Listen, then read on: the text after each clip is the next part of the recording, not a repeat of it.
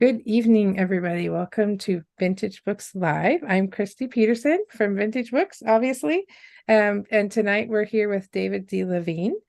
David is the author of the Arabella of Mars series, which was a Nebula Award winner.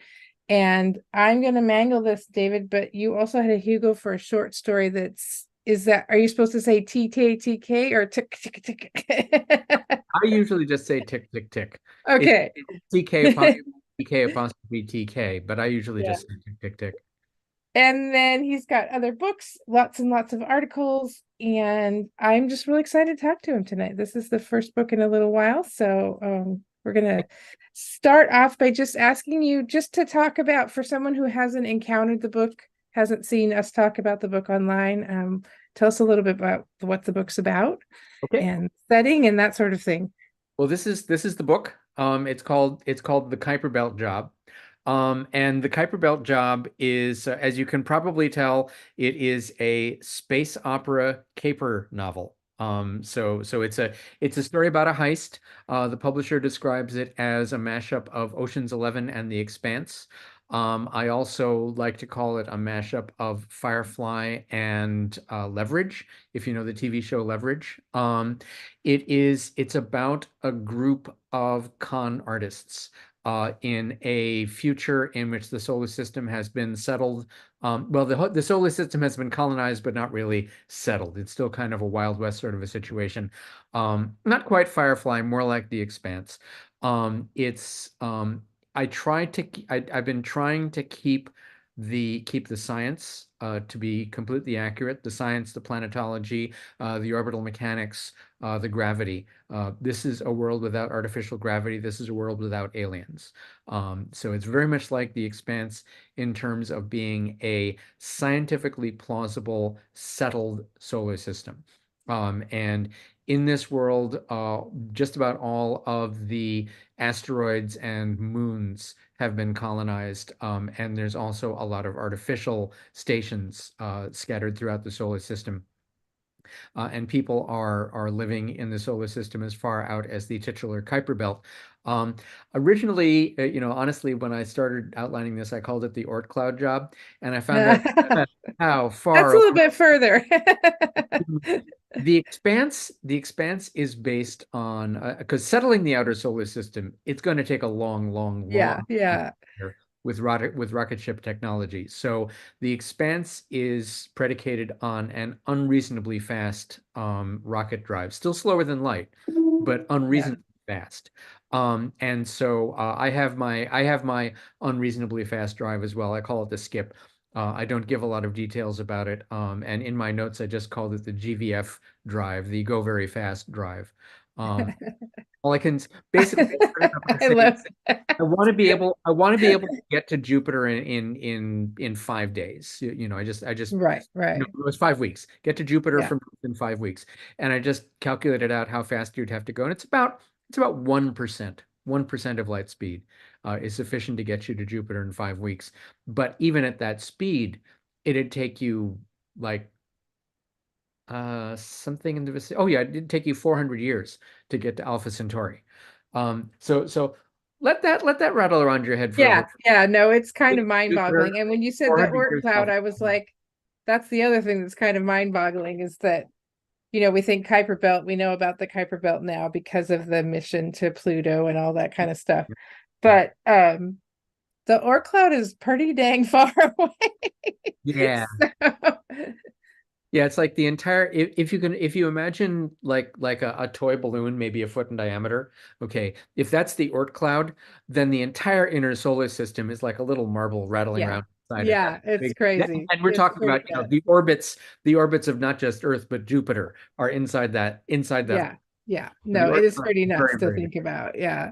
And that's what I mean about how this is I'm trying to be scientifically accurate, is I'm trying to, even though I have an unreasonably fast space drive tying the whole thing together, I've tried to be accurate to the physics in terms of the orbital mechanics and the gravity. That if you don't have spin, you don't have gravity. Yeah. Yeah. No, and I enjoy that when there's at least like if I think that it makes it more like your head can believe it more when like 75 or 80% of it is like solidly scientific, and then you've got these little scooches out, because I think, we've seen technology change in the past 20 years or whatever to it's like, well, it doesn't take much to scooch out a little bit. So that's kind of a fun way to look at it. Yeah, there's a writer's adage about imaginary gardens with real toads in them. If the things that the reader knows about are accurate, then they'll accept it when you say that this is how it is, when you talk about something that the reader doesn't know about. So for the reader that understands science, if you stick with the science and then add one impossibility to it, then like the idea that we're going to be able to make Ceres inhabitable by spinning it up, because you know, um, it's not good for human beings to live in zero gravity. So I have a lot of Yeah, the yeah, applications have some kind of gravity to them, whether it's natural or artificial. And so so I said, okay, let's spin series to give it about 1/3 G. And interestingly, I looked into the Expanse and I discovered that that is exactly what James S. A. Corey did. Was they spun up series to give it about 1/3 of a G. So these things just oh seem yeah, yeah, achievable, that's interesting. even though as an engineering problem, it's really tough. The amount of Yeah. energy required to It's like, spin up a we'll body of figure light it out. It's is reasonable. really, really expensive. Yeah, yeah. Mhm. But these are But I think the thing about that particular plausibility is you figure if there's enough money to be made, somebody will figure it out. Mhm. But It's so all. I'm going to ask you, I don't know, I had a little bit of a glitch at the beginning. So if you could just like hold the book up again just so that people could see the title. Yeah, it's The Kuiper Belt Job, and it's a heist novel. Um so did you explain the premise yet? Okay, so here's the Okay, premise. good, Uh, because I was like, oh no, I may have made it a viewer miss the premise, I but since think you I haven't did. talked I about it think I yet, that's distracted perfect. you. I think I distracted you. Okay, so the Kuiper Belt Job is the story of a gang. The name of the gang is the Cannibal Club. And the Cannibal Club was a group of con artists, each with their own specialty. You've got the mastermind, the hacker, the grifter, the thief, and the muscle. And they were priming around the solar system. And there was this job. They decided that they were going to pull off this one big job and they'd be set for life. The name of the job was the Orca job. So they went to Orca Station and they thought that they were going to make out like bandits, and it did not go well. They lost the money, they lost their ship. A couple of them got killed, and the survivors scattered. And there was a lot of there was a lot of blame to go around, and Yeah, yeah, people never wanted to see each other again. Cut to 10 years later, when the son of the leader of the gang, a son whom nobody even knew existed, shows up and says, Dad's in jail. I'm putting the gang back together to break him out. And so the Kuiper Belt Job is the story of the attempted jailbreak, about how the son, 16-year-old kid, shows up out of nowhere and puts the gang together one by two by three, yeah, yeah, in order to and also pulls a series of jobs in order to accumulate the money and resources that they will need to do this jailbreak. yeah, But in between the chapters set in the present day, there are flashbacks to the Orca job where it all went bad 10 years ago, and showing how the gang putting itself back together is both healing the wounds of 10 years ago and also how 10 years ago the problems of the gang, the interpersonal problems of the gang, existed then and are reasserting themselves now. And so this is a gang that both has to put itself back together and also to heal the interpersonal wounds that existed even before the everything went wrong. yeah, So it's yeah, about people. It's a story about people. It's a story about found family. It's a story about a group of people who were even closer than family once yeah, upon a time. And they went through a phase of hating each other and blaming each other for what had gone wrong. And now they have to put themselves back together. Yeah. Each one has their own personal wounds that need to be healed, as well as the difficulties that exist between them. So it's a story about people. It's a story about fire. Yeah. Yeah. How did this one come to be? I'm always curious what the genesis for a book idea is. They're always so different. Actually started as Firefly fanfic. Um, Oh, cool. this That's awesome. this was at the Chicago World Con in, I believe, 2009 thereabouts. Um, I was I was in a program item where we were brainstorming a sequel to the Firefly movie. So this was about 8 or 9 years after the Firefly movie, and we were beginning to give up. We were beginning to give up hope that Yeah. Yeah. we'd ever see any Firefly again. And so we got together and we brainstormed. Well, after the Firefly movie, and of course, as you know, book was killed and Wash was killed. And so to what are we going to do to do a sequel to Firefly, to Serenity? And this is a lot of years ago, and I don't remember whose idea it was, but somebody suggested, or maybe it just kind of emerged from the group in an organic way, that Mal's son shows up. Of course, Mal had a son. Mal's son shows up and says, "Dad's in jail, and I'm putting the gang back together." And that idea just stuck in my head. Yeah. It's just that sounds so cool. And so I decided to write it as a standalone novel. And it was the idea is Firefly fanfic. I never wrote a word of actual Firefly fanfic. It's been my own story from the beginning since I actually started Yeah. drafting it. Yeah. Actually, before I started drafting it, since I began outlining it. Because I started off with the idea of how do I write a story that is as much fun as Firefly was without being Firefly. Yeah. So Yeah. it's kind of Firefly with the serial numbers filed off, but really I built these characters from scratch. I was just Yeah. using Firefly as an archetype, and I was also using Leverage as an archetype. I've been surprised. I thought Leverage was more popular than it was, but when I bring up Leverage and say how many people here watch Leverage, very few people raise Yeah, I their. was going to say that's not one that I'm familiar with, so I will have to go check it out. It was, it has its rabid fans, although apparently not very many of them. But Leverage was a story about a group of con artists, led by Timothy Hutton, and they were known as the mastermind, the hacker, the grifter, the hitter, and the thief. So each one had their specialty, and it was really a found family kind of thing. That these people were all broken in their way, but they made each other whole. They made each other into a functional organization, and they really did love each other, even though they kind of couldn't stand each other. And there were love interests between the members of the gang, and it was complicated. It was a soap opera, but it was fun because every week, the idea was is that they'd made their bones in the pilot. It started off with Timothy Hutton.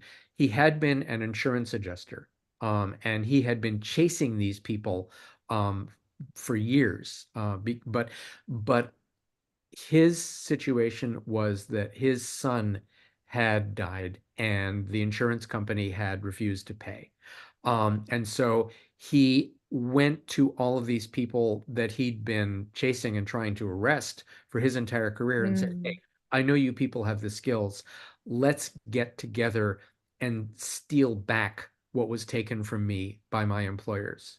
And so since they not only got the revenge they sought, but actually made a pile of money in the pilot, they all got together and said, "Hey, this was fun. Let's keep doing it."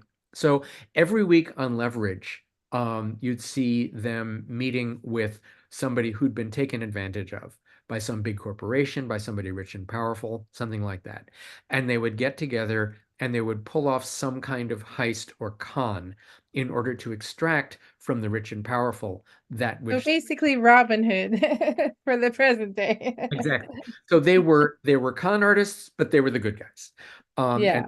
I'm trying to do that. I'm trying to do that with my gang, with my cannibal club. Yeah. Yeah. Um, in addition to this book, which takes place mostly in the present day in the reconstituted Cannibal Club, and includes a chunk of flashback of showing how Yeah. they were at the end of their career. I've also written a couple so far of prequel stories about the original Cannibal Club.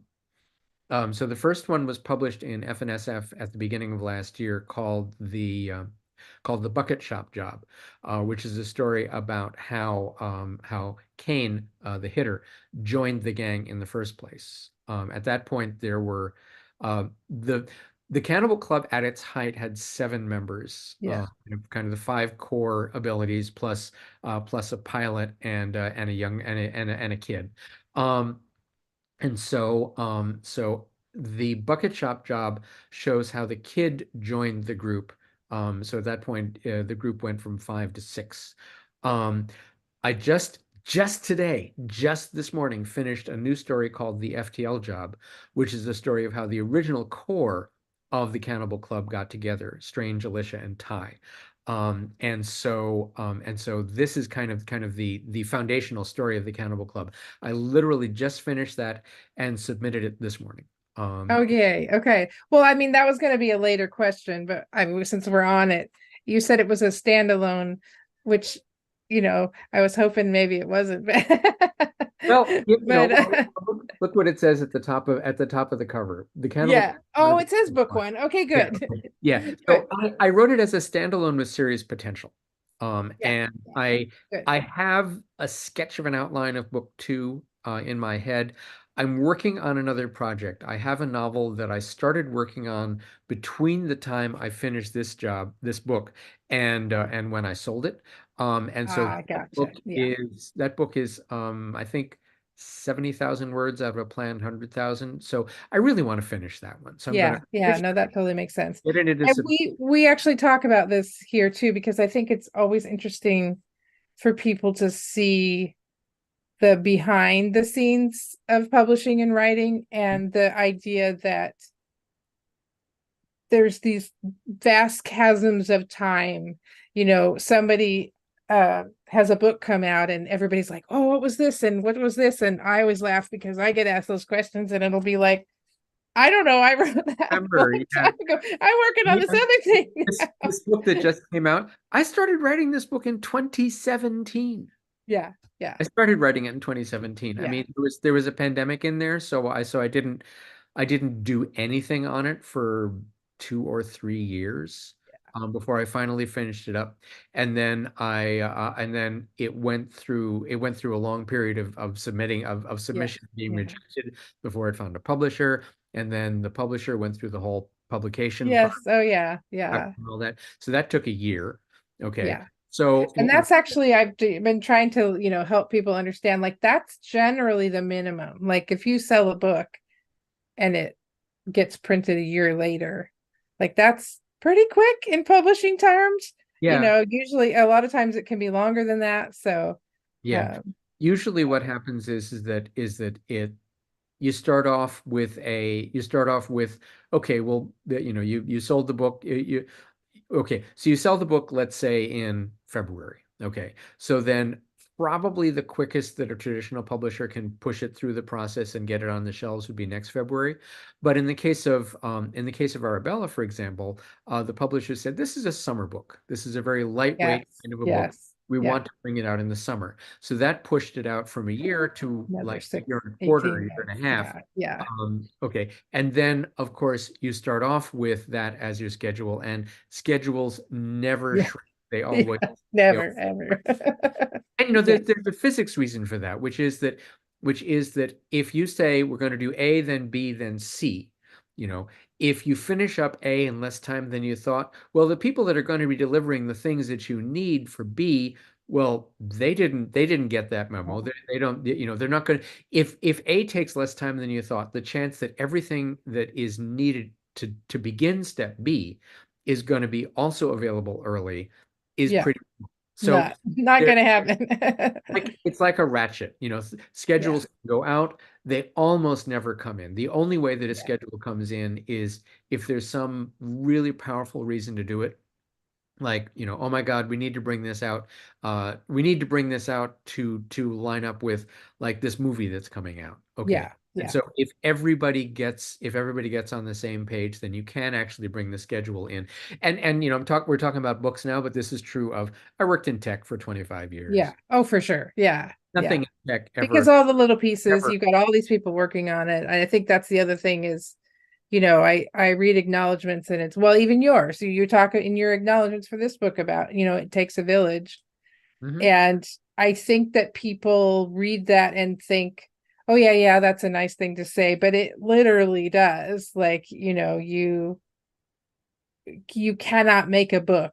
Yes, if you're self-publishing, but even if you're self-publishing, you probably shouldn't be doing it totally by yourself. You should Yeah, be very having few editors and whatnot. very But, few people have in the all of publishing those. world, you've got proofreaders and you've got editors and you've got book designers and you've got artists and you've got so many people involved in all of the Yeah. process that, Let me give you an example. So obviously, the book, it's got a publisher. The publisher is now to publish means it's related to the verb to publicize. Publishing a book is sending a book out into the world.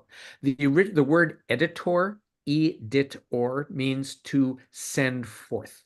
There was a person in the Roman arena called the editor of the gladiators, and that didn't mean that he was correcting their grammar. yeah.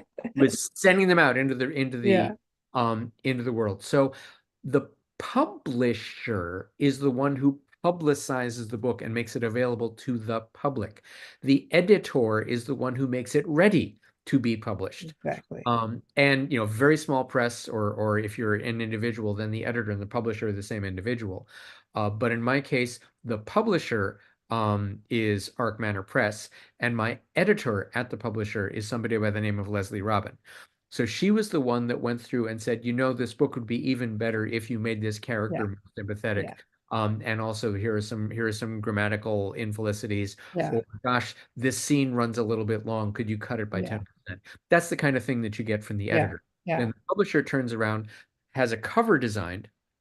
So the publisher works with a cover designer who says, this is about what the cover would look like. And the cover designer does things like selecting fonts and Mhm. chooses the overall layout of the cover and the color scheme. Then the cover designer will contract with an artist who actually draws, Makes the in art. this case, Yeah, yeah, I mean, it was done in Photoshop. But the publisher asks the cover designer to design a cover. The cover designer asks an artist to produce the art and then puts it all together yeah, and yeah. works And with then you have models. interior design and yeah, all kinds of other things. So in this But, case, I loved the ship. You can't see the ship very well on this screen. It's kind of dark in the back. actually though, I'm noticing it 'cause I mean I had the book out when I was writing up interview questions this afternoon. I was reading parts of it and rereading, and Yeah. I don't think I noticed. You can actually see though the ship Yeah, so, outline so you pretty can see the well. ship and you So can see the skull and crossbones on its belly. Okay, that's in the text. And even though the ship isn't exactly the ship that I'd had in mind, it's pretty close. And so I really, really like the ship. And I said to the cover to the artist, I said, hey, that looks like it was done like it was, if not rendered from a 3D model, it looks like it was actually designed as a 3D model. And the artist said, well, it's not really complete, but I could do you a 3D model if you like. And I said, oh, would you please? Would you please? So the artist gave me a 3D model, and then I contacted a friend of mine who does 3D printing and said, "Hey, I've got this 3D model of the ship. Could you do me a physical rendition of the ship?" so awesome. So this is a 3D printed rendition of the ship from the cover of the Does it book. have the skull underneath it? It does. Can you? Oh yeah, I can see it. That's Yeah. so awesome. So That's great. it does have this skull, and this little Little thing for this that. little Yeah. this little Little disc stand. is just That's it's a that's so awesome. but this is yeah, so this is the ship, and you can see it's kind of reminiscent of Firefly, of Yes. Serenity. Yeah. And like Serenity, it also has two little separate pods. And actually, because of the way it was printed, the pods can Oh, actually that's fun. That's super fun. And so I didn't have these two little pods in this book, but by gum, I'm going to get them into the I'm gonna Yeah. I think it's just too cool not to. By the way, I have to say to let you know that we have somebody in the audience right now who is also enjoy leverage. So you're not Cool. alone in the conversation. I was gonna um come back to a couple. Well, first of all, I was just gonna ask you a structural question because you not only some of the weaving of past and present into a book is something that is a structure that I've seen other authors do well, and that it's challenging, but I've seen other authors do it. But what I thought was really interesting and unique about what you did was you also switch, like you tell point of view, like each little section is from a different crew member's point of Yeah. view, which This is that's tough. I mean, doing the weaving and the POV changes and making it all work smoothly. I was like super impressed by that. This book has an unusual structure, and I did it, I think, precisely because it was a challenge, almost a stunt. Um, Yeah. so the Yeah. book is told from five different points of view.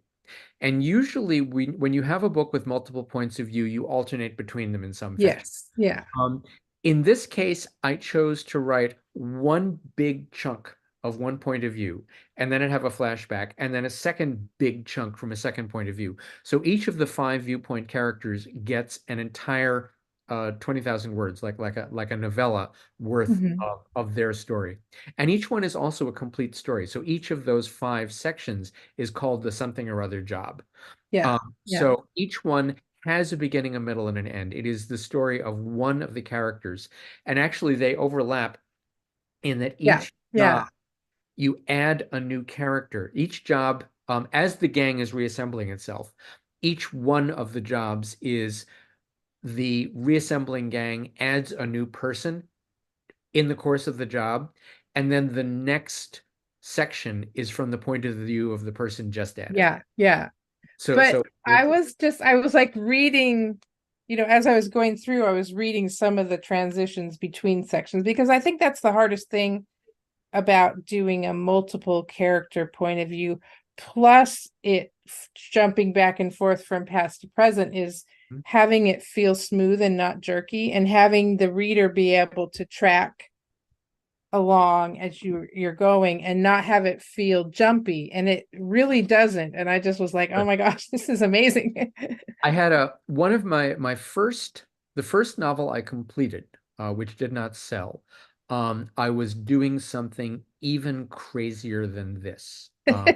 It's that I had alternating points of view between two viewpoint characters, and one of them, each chapter was going further back in time, while the other one was going forward in time. And the two Mm, threads converged at the middle of the book. So that one was increasingly further back and back flashbacks, while the other one was moving forward in time, both moving to a climactic event, which happened yeah. at about the two-thirds point of the book in terms of Yeah. word. And then the two threads are moving back, are flipping back and forth in chronological order in a more normal way. Yeah. So Yeah. in addition to doing this trick of having each point of view be a full novella's worth, 20,000 words in one point of view, the flashback is told in first person plural. It's told from the perspective of we, not I.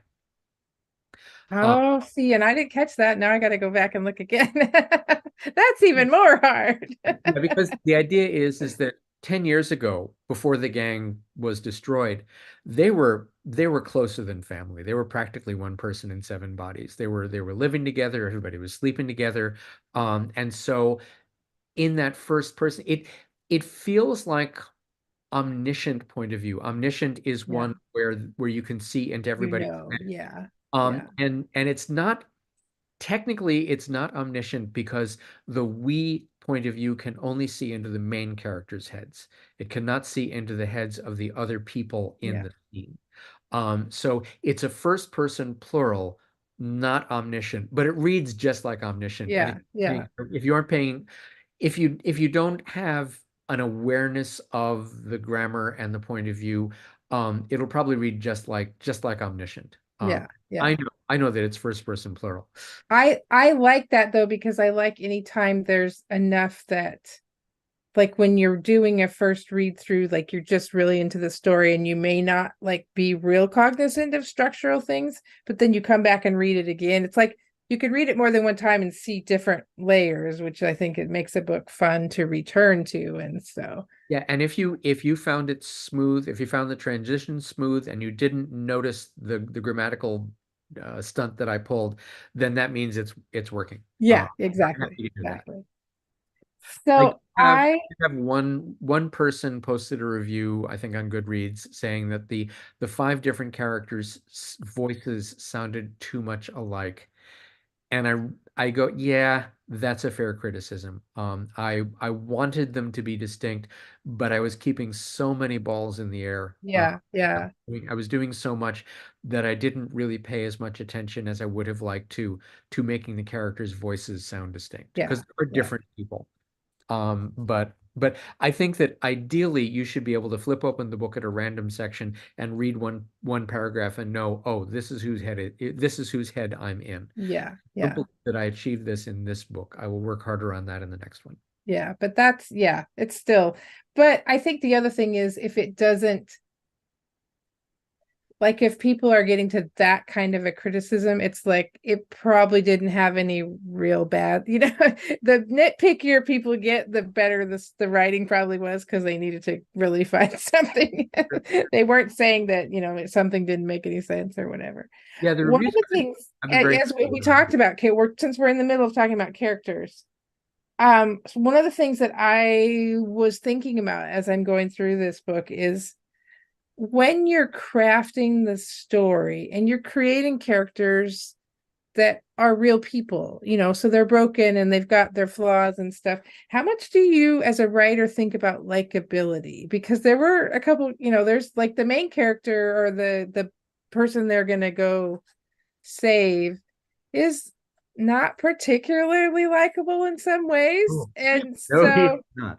you're like, it as a reader, I always find that interesting, is um like, how do you walk, and as a reader and a writer, it's like, how do you walk that line of, like, you don't want your readers to hate them so much that they don't even really want to root for them, but on the other hand, he's a real character. And yeah, I just thought that was interesting. I was curious what your point of view was on that. So there are many axes. There are many different dimensions on which you can plot the quality of a character.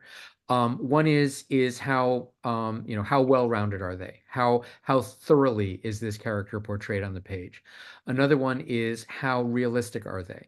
Like you can have a really well-rounded character that everything about them is described, and you can kind of stand back and go, yes, I see exactly what that character is like, and there is no way that a real human being is ever like that. Okay. And then there's the axis. So there's how well rounded are they? How well are they described? There's how believable is that description? There is how likable is the character, and then there's how identifiable is the character. Yeah, Because sometimes you can really identify with somebody that you don't actually like. yeah, And I can yeah. give you a fabulous example. I just saw a play this weekend. The name of the play is Good. This is on the National Theater Live, which is they take the National Theater of Great Britain has this program where they will videotape live productions and then make those high definition videos available through theaters through movie theaters. Oh, cool. So Yeah, yeah. I saw a movie of a play that was on the London stage last year or 2 years ago called Good. And this play is the main character is portrayed by David Tennant, who played Doctor Who. Yes. One of the great things about NT Live is you get to see some of your favorite actors really giving their all in a heavy dramatic role. Like Yeah, I saw another NT Live production also this weekend where Bill Nighy, whom I know as I think he was Davy Jones in one of the in one of the Pirates of the Caribbean movies, and he was yeah, playing a very yeah, meek dramatic role. Okay, so here's David Tennant, whom we all know and love as Doctor Who, and he's playing a good German in 1930s Germany.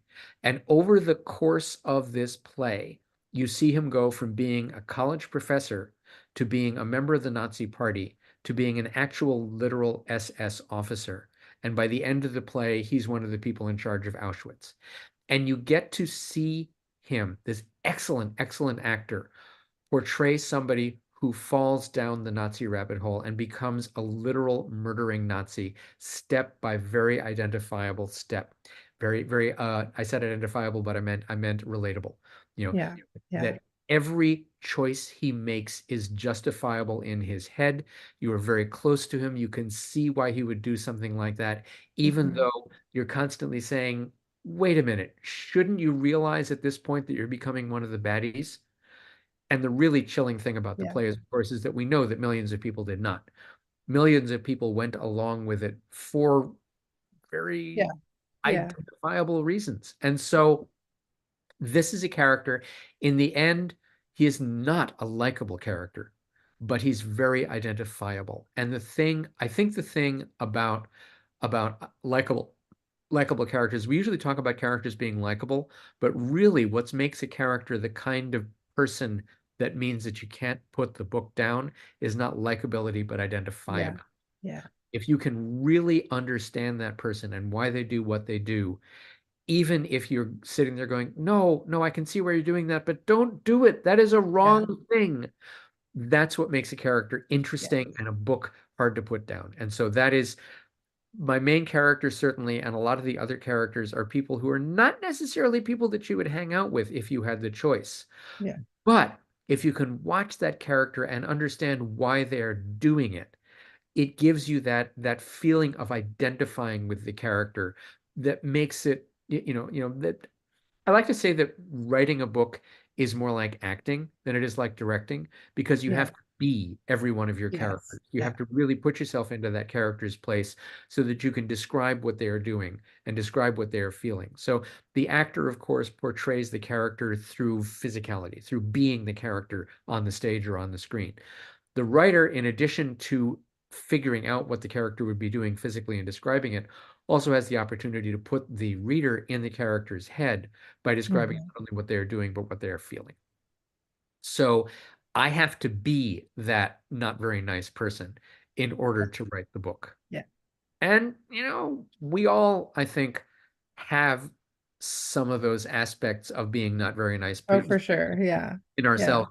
And so writing a book is a way of kind of exercising those muscles without actually going out and doing them. Yeah. Yeah. Yeah. I No, I believe, will have to look. I will see if I can find at least information about that play and link in the description, because I think that is such an interesting thing, is that a lot of people around the world come to doing things that it's easy to sit back in your armchair and go, how could how could, that's just horrible. How could anybody do that? And usually they're perfectly ordinary people with perfectly logical reasons at the time for doing yeah, something. And, yeah.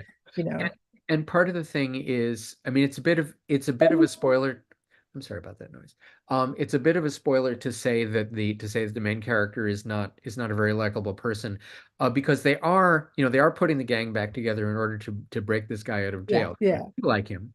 And so it's a bit of a spoiler to say that he's not a very likable person, because you learn things about him over the course of the book, yeah. make you understand that no, he's not a very nice person. Yeah. Um, Well, but I mean, I thought I got that from the it very was beginning. He's just kind of one of those people, even from the very beginning, that you're just kind of like, really? No, I don't know. But he gets well, them. and another thing that I really appreciated, that, and again, it's always like, sometimes things happen in books when you're writing that are very intentional and that you've really thought through, and other times they just kind of happen as you're going along. And one of the things that I was really curious about how it sort of came to be is the very real dealing with the fact that 10 years have gone by and these people have aged and they've changed and their bodies maybe don't do the same things that they do. And, like you tackled this head on with the character that's dealing with Parkinson's, but there's more subtle things as well. And I won't go into this too far because that would be a spoiler, but the idea of aging and death and disability is a theme that runs through the book in Mhm. various ways. And I And am curious about how much of that was just sort of a natural course of the characters and how much of that was something that you were thinking about and deliberately kind of putting in there. that is absolutely the core of the book, Yeah. is dealing with the passage of time, dealing with aging and disability, and the fact that you may reconnect with people who were an important part of your life 10 years ago, but neither of you is the same person. And you Yeah. may still be able to reconnect with them, but not in the same way that you did before. Yeah. You know, I'm I'm kind of unusual in my generation of writers, and I'm going to use the word generation to talk about people who began writing at the same time, Yeah. because for a variety of reasons, I didn't really start writing fiction until I was 40, actually, in my early 40s, and so late 30s. I sold my first short story at age 39. And so most of the other writers who came to the world's attention at the same time are 10 or 20 years younger than me. Yeah. So I'm dealing with life as I'm 62 years old. I'm 62. And so I have a different perspective on life than most of my writing cohort. Yeah. Um, and Yeah. so I see these things. I see these things in their work and my work. And so I decided to lean into it, to say, this is what life is like as you get older, and it's still possible to write a rollicking space opera adventure Yeah. Yeah. people who are older, maybe not old, but Yeah. older. Yeah. And I think this is a thing that we need more of. We need Yeah. more Yeah. acknowledgement that it's entirely possible to have an interesting, adventurous life into your 60s. Yeah. Yeah. So these characters that actually I think probably Shweta is the oldest of them. I think she's in her 60s. Most of the characters are in their 50s. And this is a thing that I pay a Yeah. lot of attention to. In all of my books, I am very careful to keep track of the characters' ages and what they have lived through. Because think about, your my parents lived through the Great Depression. I grew up in the 60s, in an era of plenty. My attitude toward money and their attitude of money is very, very different, Yeah. because Yeah. even though, I mean, you look at pictures of me and my father, we're practically the same person. But we grew up in different environments, Hmm. and therefore we became different people. And so I keep very close track of how old my characters are, when they were born, and what aspects of their future history they have lived through. And this has great influence on what kind of person they are. Right. Right. So my characters are of a variety of ages. And in addition, between the flashback and the present day, they're 10 years older or younger. They Yeah. become Yeah. different people as they live, as they have lived through those 10 years. And the older ones have a different attitude toward life, toward their government, toward other people than people who are 20 or 30 years younger. Yeah. Um, Yeah. this is the thing that I always work with, and that thing about how we change between 10 years ago and now is a serious theme, that things went wrong 10 years ago and we're going to try and put it back together now, but how do we account for the 10 years that have passed? And I Yeah. think that can be traced back to the original idea, which is we were going to make a sequel to the Firefly movie 10 years Yeah. after the movie Yeah. came out. And the Firefly movie, of course, is several years after the original TV series. So there's some of that dealing with age and disability in the original Yeah. source material, and then even more imagined on top of that. Yeah. Yeah. Yeah, so Well, that I think the other thing thing that I really was the appreciate major is theme. we still, I mean, I like to think that there's enough people out there yelling about it that maybe on the fringes we're getting a little bit better, but we still are definitely a culture of, youth and beauty and everything gets glorified. And so I'm always feel refreshed when there's characters in like a TV show or a book or something that aren't 25, as much as I love the 25-year-olds in my life.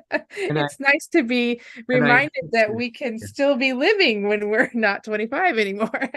Yeah, and So, I insisted that that Alicia be have the walker on yes, the cover. yeah, You know, that yeah, that is and that was really dealing with specifically a walker is something that I went through with my wife when she had cancer, dealing with the walker. And boy, howdy, a walker, any assistive device, in particular, I've got personal experience with the walker, is the walker makes it possible for you to be more independent and get out and do things. And it's also an incredible hassle. And it's yes, a constant yeah, reminder that you're not the person that you used to that be. you were. And Yeah, so yeah, those are all parts of yeah, her character. yeah, And it's part of my life. And so I wanted to put that aspect of my life on the page. And that's something that you don't see a lot. yeah, yeah. Well, or if you do see it, it's imagined as um sort of old and decrepit and like your life is just about over, and there's just not an acknowledgement that plenty of us are living with Hmm. some version of disability, aging, bodies not doing what they used to do, who are also having full, rich, and wonderful lives in the process. Yeah.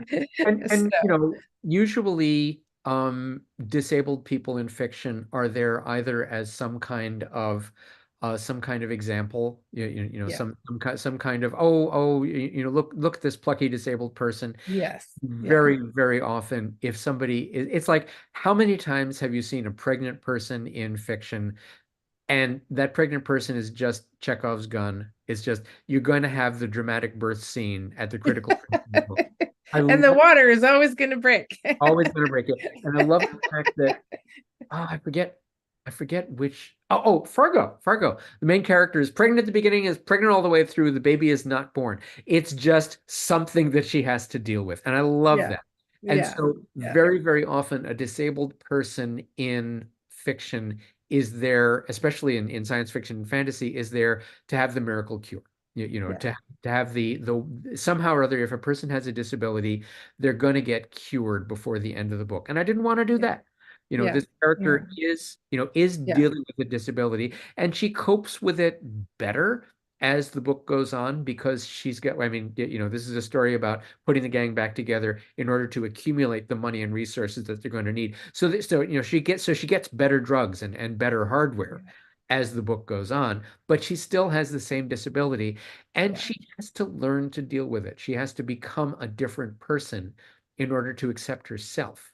And so she doesn't have the miracle cure, but she yeah, does have the realization that just because she's not the person she was doesn't mean that her life is over. yeah, That is she's one of my favorite characters in the book. yeah, yeah. No, and I appreciated the little bit of a spoiler. Let's see, how can say this without too much of a spoiler? I appreciated the fact that she had chosen, prior to reassembly, she had chosen to be on a world where that wasn't as much of a hindrance, which I thought was really interesting. Yeah, So, no, it's not a yeah, spoiler to say that in in this future world where there are a lot of places in the solar system to live, she chose to live on a moon with a very low surface gravity.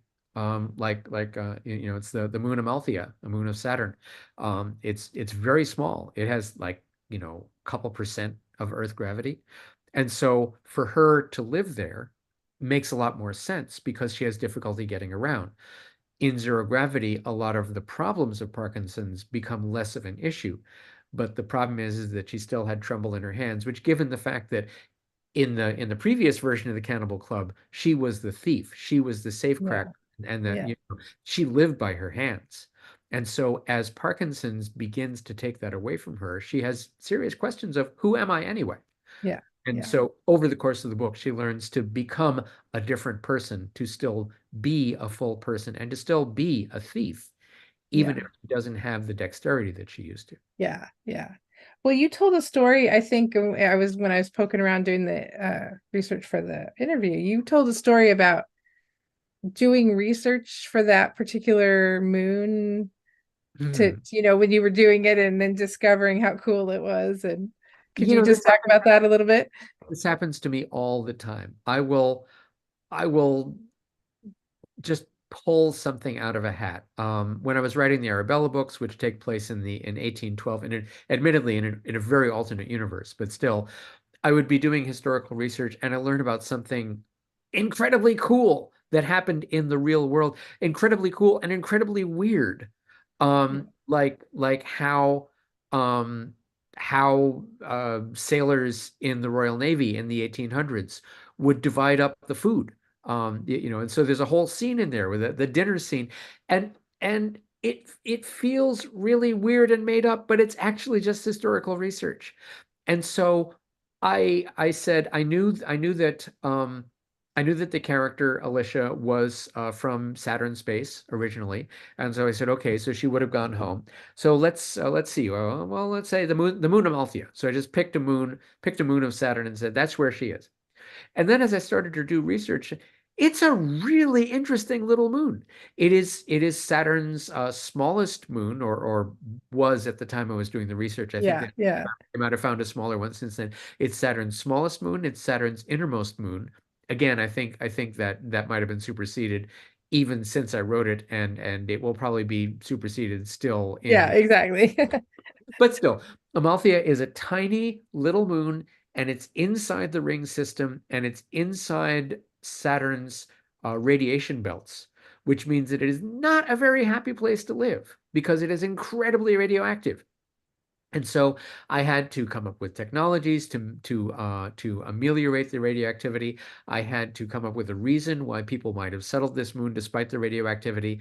And so it was a combination of real science and real space combined with Hmm. some future stuff that I made Yeah, up. yeah, And so that's what happens is I find that the weirdest and most unexpected things in my universes are things that come out of the real world. yeah, yeah, And you can learn all yeah. this stuff just by looking in Wikipedia.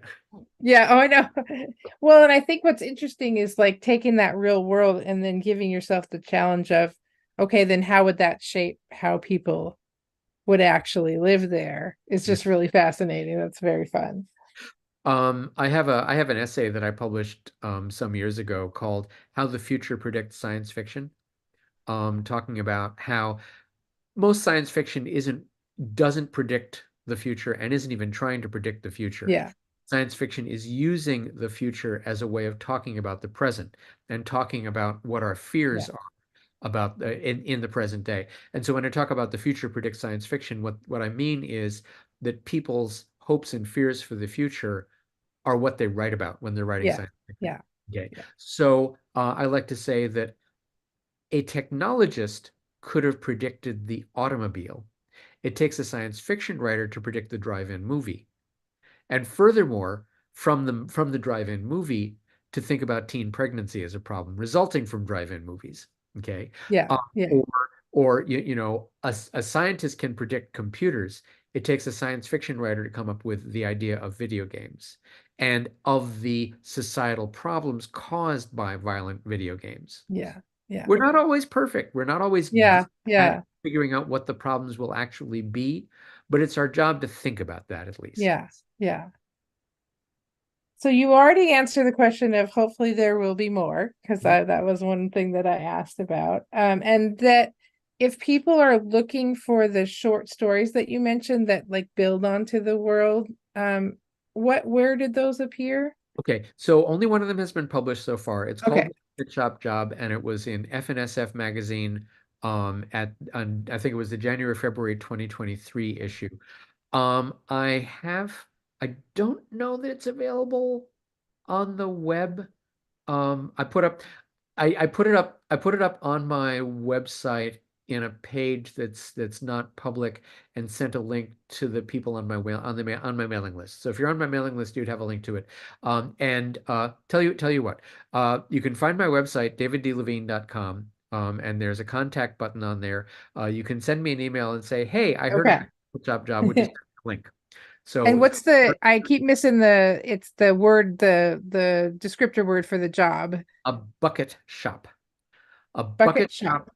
a bucket Okay. shop is a it's It's called a bucket shop because you're assembling financial assembling financial stuff into buckets. And Okay. in this Okay. case, in the bucket shop job, the bucket shop in question is actually it's slavery. People are collecting together the contracts of indentured workers and selling them. And so the bucket shop job is about infiltrating one of these bucket shop schemes and breaking it. Because I do have that idea from Leverage of my con artists are actually in the world to do good. And so they are actually in addition to making a ton of money for themselves, they're also breaking up a ring of human trafficking, of selling the labor of indentured workers. And in the universe of that story, what the con artists do is they steal the contracts of these indentured workers from the nasty people who are enslaving them, and sell the contracts to basically Doctors Without Borders, who buy up the contracts for pennies on a dollar and then free the workers. So my main characters are con artists, but they're really the good guys. Yeah. Yeah. Yeah. It's basically Robin Hood. Basically, All of this, you know. yeah. So if you I don't think I mean you can buy that issue of FNSF, I think, from Amazon. But if you want to read just the story, drop me an email and I'll send you Okay. I will put that in the the. description of the And then the video after newest we're done. story is So called the FTL job, FTL for faster and light. And the faster than light drive in the story is a scam. It doesn't actually exist. There's no FTL drive. And that story I literally just finished yeah, it. you said it's out on submission. So yeah, well, Yes. hopefully we'll see it soon. Yeah. Even if it's Magazine world's a little bit faster than the book world, so you know it could happen. even if it does sell, it will probably not appear until later this year. Yeah, yeah, yeah. So fingers. Faster doesn't mean fast. Yeah, no, yeah. Yeah. Yeah. And then I have other stories in mind. And then there's the sequel novel which takes place. So the Kuiper Belt Job takes place alternating between 10 years ago and today. The sequel novel takes place it's a strict sequel, so it follows. And I'm going to use the same structure of alternating points of view, but this time, instead of alternating with a flashback, I believe I'm going to be alternating with the villain's POV. Ooh, that should be fun. Oh, Yeah. I like that. Oh, and we were talking about likability. Of course, the thing is that everybody loves reading about villains and reading the Oh yeah. villain's point of view. Yeah. So Yeah. just because a character isn't likable doesn't mean you can't enjoy Yeah. reading them. And even Yeah. I from the think what it really boils down to is yeah, what you talked about either relatability or often with the villain too. It's either relatability or there's like some little piece that you can either identify with or that you like about them or that you can be like, oh well, maybe they're not all bad. And the cool thing about villains is you get to vicariously experience that feeling of I'll do whatever the fuck I want Yeah, yeah. without worrying about the consequences. Yeah, yeah. Which of course we all wish for on some occasions. So well, we have kept you for an hour and we should probably let you go. But I'm happy to be here. Yeah. it was what's been super fun. And I wanted to let people know David is going to be in person, yay, in the store on the 27th. I believe we said 3 o'clock. I believe so. Um, Yeah. and that information will be up on the website. We, of course, will be posting about it on social media as we get closer. But we're super excited. Because this Yeah, is go ahead. Sorry. viewed anywhere on the internet, I think we should point out that that's January 27th, 2024, Yes, in the that's afternoon a good point. in Vancouver, Washington, not Vancouver, BC. Yes, exactly. You have to come to the store in Vancouver to see it. But yeah, we're super excited about that. It's our first in-person event of the year, and we haven't done a whole lot even in the past 6 months or so. So we're just kind of trying to get started, shooting for one a month. So I'm super excited that you're going to kick it out for us. Yeah, and I can promise you a good time. There'll be music and costumes and singing and giveaways. Oh, wow. Okay. I pull out all the stops for my readings. Awesome. Well, thank you so much for being with us. I'm looking forward to seeing you on the 27th. We will link to everything for folks watching either now or later. Check out the description because I will link to stuff below that we've talked about in the interview. And I invite you to go to my website, daviddlevine.com. And in the lower right-hand corner, there's a place where you can click to join my mailing list. Yes, yes. And you are on Instagram under David D. Levine as well. Are you other places that people can find you? Well, I'm on Facebook. Again, use the middle initial, David D. Levine.